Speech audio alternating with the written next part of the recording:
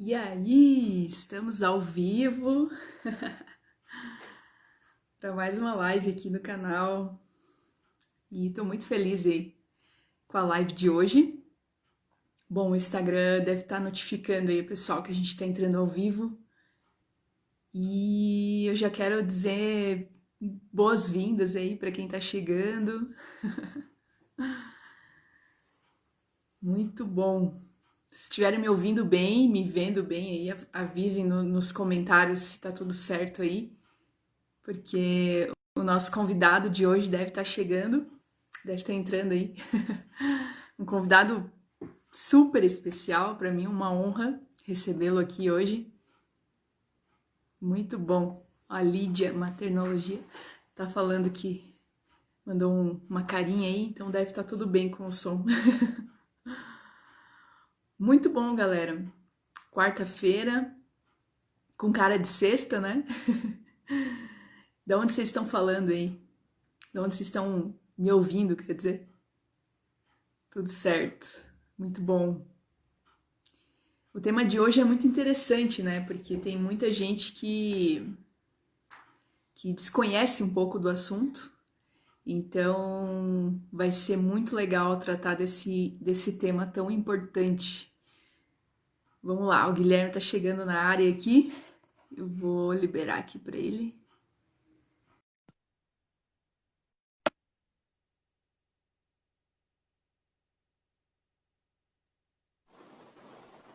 Olá! Olá, tudo bem? Tudo bem, Guilherme? Tudo ótimo.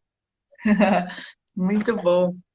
Ó, já estava adiantando aqui para o pessoal que é uma honra te receber aqui no nosso canal, porque eu te acompanho não tanto tempo quanto eu vejo o pessoal falando, né, que você já tem um trabalho antigo aí, né? Mas o pouco que eu te acompanho de um tempo para cá já me marcou muito, assim, tanto conhecimento e conhecimento profundo, que é o mais importante, na verdade, né? Então, agradeço muito aí a tua disponibilidade de estar aqui com a gente e tratar desse tema que é tão importante aqui para o pessoal que acompanha aqui o canal, né? Então, agradeço demais aí a tua presença. Fico muito feliz. Não sei se eu não tão profundo assim. A gente faz o que pode, né? Vai fazendo algum comentário aqui outro, mas fico muito feliz aí com o convite. Acho maravilhoso. Na verdade, eu convidei, né? Mas é um convite que eu convidei, mas você já está querendo convidar para fazer a live, então já é um É verdade. negócio mútuo. Então fico muito feliz e esse é um tema que eu amo, né? De paixão. Então vai ser um prazer imenso falar sobre ele. A minha esposa é a maior fã sua que tem, né? Toda hora ela fala, Vanessa Poleto. A Vanessa Poleto deu uma palestra aqui na não lembro o tema agora, mas teve uma palestra que você deu aqui em Curitiba que ela ficou uns 3 meses só falando dessa palestra. Um beijo, Ana. Ah, te adoro, adorei te conhecer também. Conheci ela pessoalmente aqui, realmente na palestra. E a gente conversando com ela, ela na maternidade, lá falando dos assuntos da palestra, eu falei, nossa, é fantástico, né? Muito bom. Então, Guilherme, para a gente começar, você pode se apresentar um pouco, falar um pouco da tua trajetória aí, para o pessoal te conhecer também. Acho importante. Claro, claro. Então, meu nome é Guilherme Freire, eu sou professor de filosofia, né? Eu comecei a dar aula há uns 7 anos, mais ou menos. No caso, eu fiz faculdade de filosofia, depois fui fazer o mestrado em filosofia na PUC de São Paulo, né? E eu comecei a dar aula, basicamente, era um grupo de estudos que eu fazia parte. O professor faltou e falou, dá aula no meu lugar. Aí gravaram e jogaram no YouTube. E daí Até hoje as pessoas me conhecem por causa dessa primeira aula que eu dei na minha vida, que foi uma aula sobre o Chesterton. E daí subiu na internet, um monte de gente começou a mandar mensagem, comecei a receber convite para dar aula, e de lá para cá eu não parei mais, né? Então fui fazendo isso, dei aula em vários lugares. Também no momento sou coordenador de empreendedorismo e inovação aqui no governo do Paraná. E sou pai de duas meninas maravilhosas, né? Sou também professor de colégio. Então, eu dou aula no Uhum. colégio, estava só no governo, fiz questão de dar aula em colégio, que eu gosto de dar aula para criança, eu me sinto mal se eu passo muito tempo sem dar aula para criança. É uma coisa que eu tenho um prazer imenso em fazer, apesar de ter as duas aqui para dar aula também, né? As duas pequenininhas aqui já estão dentro disso, mas é mais ou menos isso. E basicamente eu estudo bastante filosofia, vários temas anexos, mas um tema que sempre me atraiu muito, até pela experiência em colégio, experiência com as meninas, são esses temas de filosofia da educação, né? Muito bom.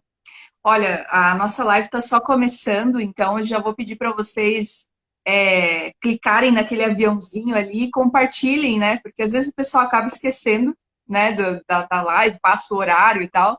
Então, Uhum. dá tempo ainda de chamar mais gente aí para essa live, É, porque vai ser muito bom, esse bate-papo vai ser muito bom. é E bom, eu eu já queria. aprendi alguma coisa agora, eu não sabia nem para que servia esse avião aqui no botão. Eu Então, descobri agora, você aprende e chama os outros, que legal. é muito legal, né? E dá para fazer muita coisa, né? E eu queria começar o assunto, assim, né? De, porque eu fico pensando, na verdade, eu coloquei até uma enquete ali nos stories para saber como é que o pessoal ia reagir assim com o tema, né? E é engraçado porque a maioria das pessoas colocou assim que desconhece assim a importância, né, da formação do imaginário e tal. E eu vejo isso, assim, que é comum, realmente. E eu penso, assim, que quando a gente desconhece uma coisa, aquilo passa despercebido, a gente não tem importância, né, pra Uhum. gente. E eu acho que é um assunto de suma importância, assim, né, que todos os pais, educadores, precisariam conhecer a fundo isso. E por isso que eu, né, pensei, assim, nesse tema. E para a gente pensar um pouco sobre isso, eu pensei em te perguntar justamente isso, assim, para você dar um panorama para a gente entender, né, um panorama, os indicativos, assim, de como que a Uhum. gente chega na vida adulta com um imaginário bem formado, ou então Uhum. o contrário, um imaginário que foi mal formado, que foi, assim, de certa forma, cultivado, né? Uhum.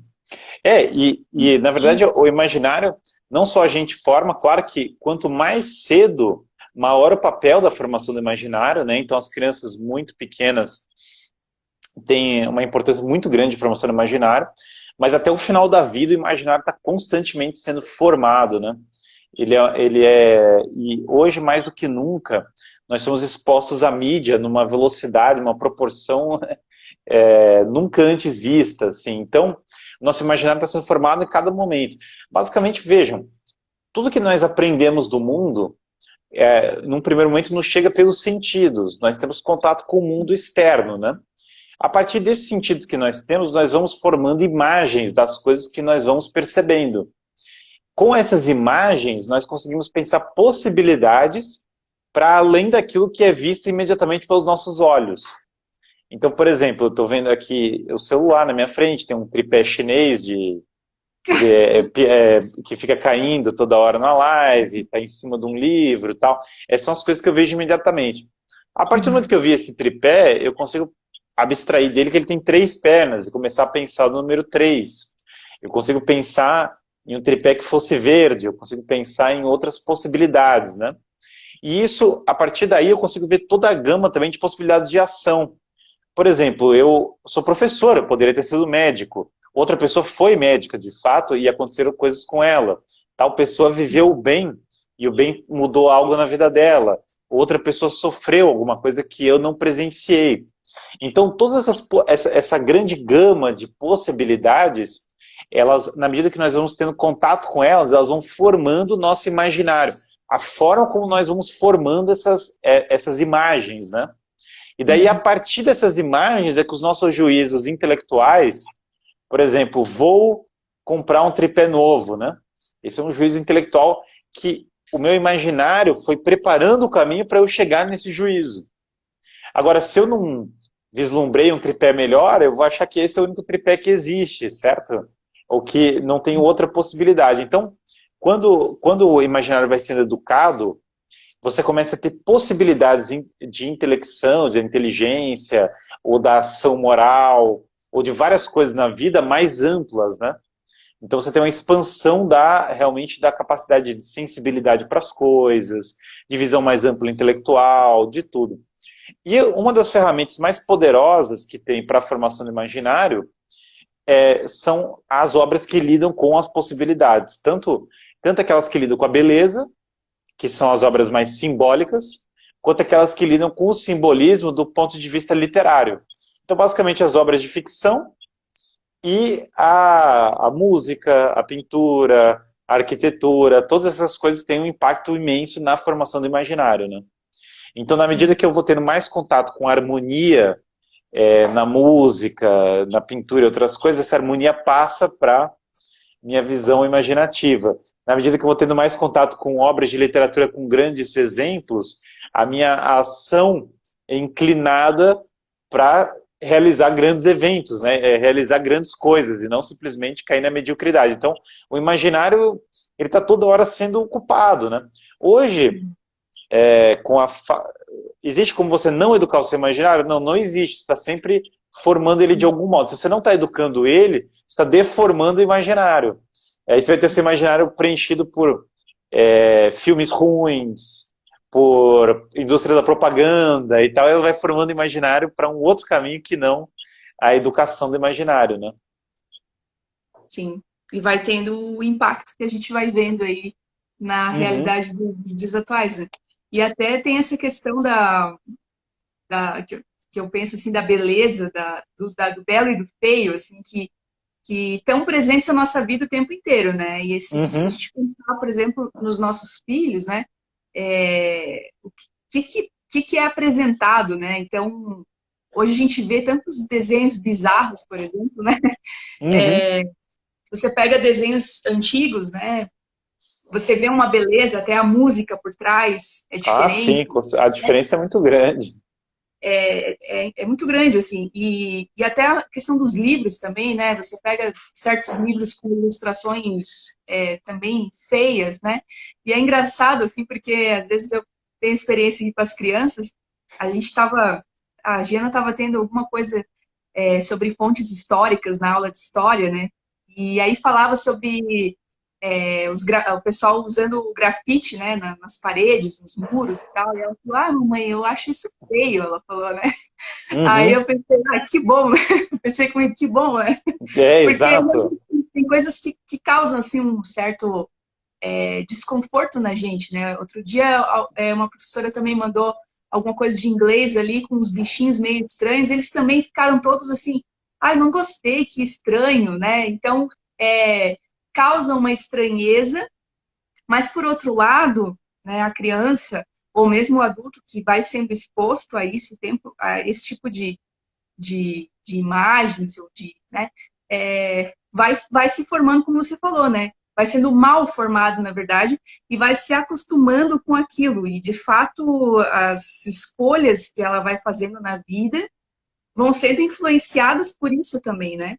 Com certeza, com certeza. E veja, o que é educar o imaginário? É direcionar o imaginário para o bem, para o belo e para o verdadeiro. Quando eu direciono o imaginário para o bem, belo e verdadeiro, ele está sendo educado. Fora isso, o que é que acontece?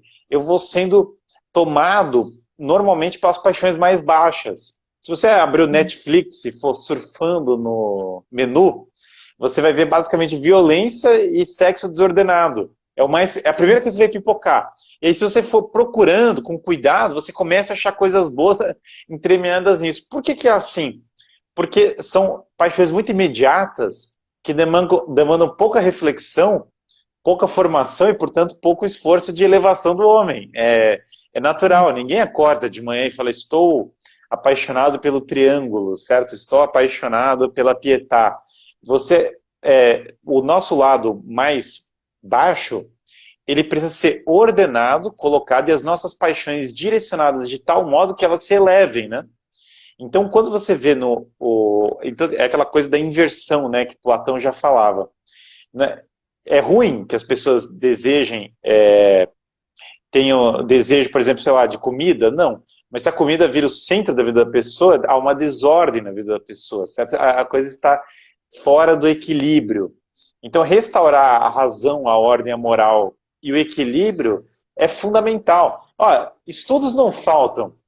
Quanto mais a criança é exposta à harmonia, mais sobe o nível intelectual dela, as vacas produzem mais leite, o crime reduz com a música, o estudo da música clássica já fizeram de tudo. O pessoal para de quebrar vidro, para de roubar, a vaca produz mais leite, os pontos de QI sobe, o desempenho das provas sobe. Olha, podem fazer 1000 estudos, vai chegar na mesma coisa. E de fato, você vê que a diferença entre você anda num bairro, você vê o bairro feio e você fala, poxa, esse bairro é perigoso.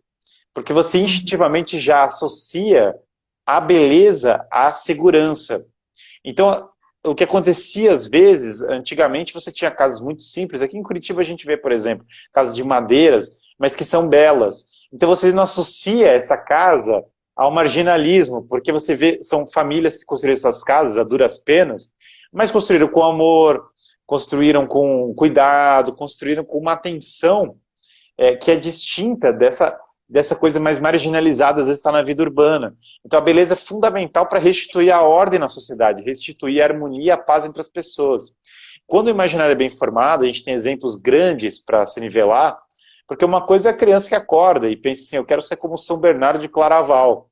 Outra coisa é a criança que acorda e fala assim, cara, eu quero ser igual o Hora da Aventura, entendeu? Que é um negócio bizarro, que um troca voz de homem com mulher, tem gênero, tudo é gênero. Aliás, o desenho que eu fui assistir para ver o negócio, todas as cenas são sobre gênero. Os caras até não tem um tema para falar, é uma falta de assunto tremenda, né? Todos os assuntos. O cara, a princesa ama a princesa também, e não sei o que, todas essas porqueiras. Mas a gente vê que o fato é que é uma falta de cultura tremenda, que tomou a cultura pop, o pessoal falou aí Felipe Neto e tal. Quer dizer, é um perfil assim de falta de cultura e falta de elevação do espírito. O que a gente propõe quando fala de uma educação imaginária é falar, gente, vamos sair dessa cultura de massas, vamos parar de olhar esses símbolos tão pobres que estão tomando conta e vamos voltar a contemplar coisas mais elevadas, nos nivelar por cima, né? Eu tinha um aluno meu uma vez que ele tinha muita dificuldade com ele, eu dei de tudo para ele, tudo. Eu falei de São Bernardo de Claraval por causa disso, eu me lembrei desse caso. Era um menino que eu tentava de tudo, cara, ele era viciado em videogame, né? E aí ele tinha um imaginário, por causa desse vício em videogame, ele ficou com o imaginário meio torto, assim, então ele tinha, as categorias mentais dele eram um pouco confusas, e a gente tentando reverter isso. Daí eu dei de tudo, todos os livros que você puder imaginar. Ficção, não ficção, tal. Daí um dia eu dei a biografia de São Bernardo de Claraval para ele. Aí ele leu, em pouco tempo, fez um trabalho maravilhoso sobre o livro e, nossa, mudou a cabeça dele completamente, porque ele começou a buscar um modelo muito acima do que ele estava acostumado. Então todas as coisas começaram a mudar para ele começou a querer estudar, mudou a dinâmica e tal. E era um aluno que eu tive muito atrito com ele no começo e terminou o ciclo do ensino médio e veio me procurar, me agradecer, foi super simpático comigo, a gente teve uma relação ótima.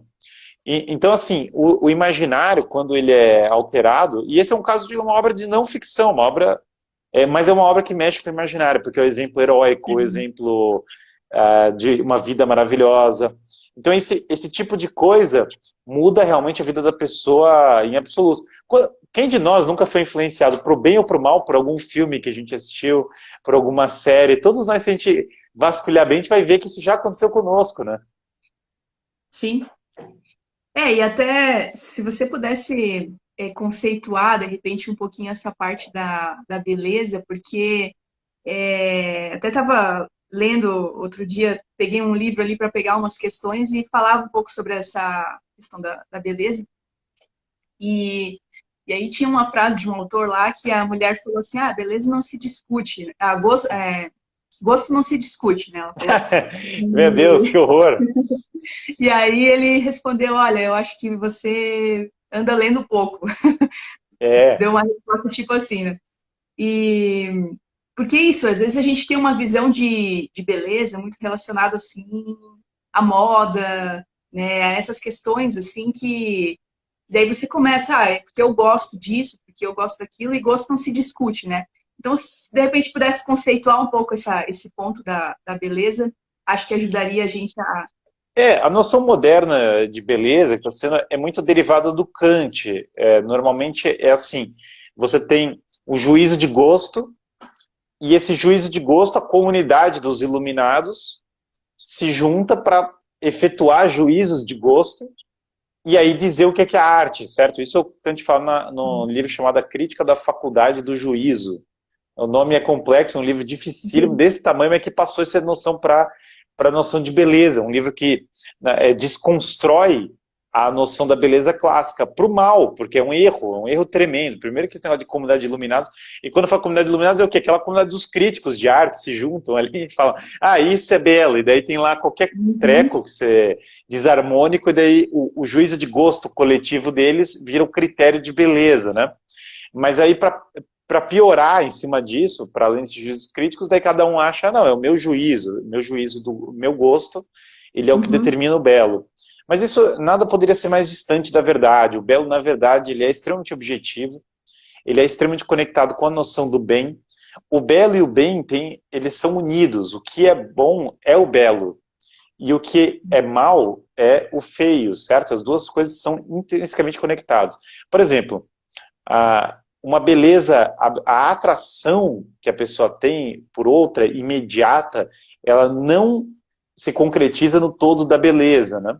Até porque a beleza, pegando já para pegar São Tomás, tem 3 aspectos da beleza aí que são bem importantes. Você tem a integritas, que é a unidade da coisa, que a coisa esteja inteira, né? Coisas inteiras são mais belas do que coisas que estão faltando uma parte. Se eu pegar um livro e está sem a capa, isso é algo feio. Se alguma coisa está faltando, uma parte está faltando, a falta de completude é algo que é visto como feio. Também outro elemento da beleza é o elemento da harmonia. Então, que as partes estejam dispostas de uma maneira harmônica entre si. Se as partes estão desarmônicas, então eu vejo isso como algo feio. E um terceiro elemento é a claritas, é a emanação que a coisa me dá. É como o ser da coisa se mostra para mim. Por isso que a gente vê as joias como bonitas. A gente vê uma joia e a gente fala, nossa, essa joia é bonita. Porque ela meio que nos convida, ela salta para nós, né? Então, esses são os elementos imediatos da beleza. Agora, se a gente refletir mais profundamente sobre eles, a gente vai ver que integridade, harmonia e claridade, né, que são esses 3 elementos, eles não podem ser entendidos de uma maneira simplesmente superficial. É o brilho, é a proporção da roupa, não sei o quê. Esse é o elemento mais externo. Em última instância, a integridade mais perfeita é a integridade que tem a perfeita harmonia entre o exterior e o interior. Então, por exemplo, a Madre Teresa de Calcutá tem o rosto todo desgastado. O rosto dela é desgastado, mas é um rosto belo.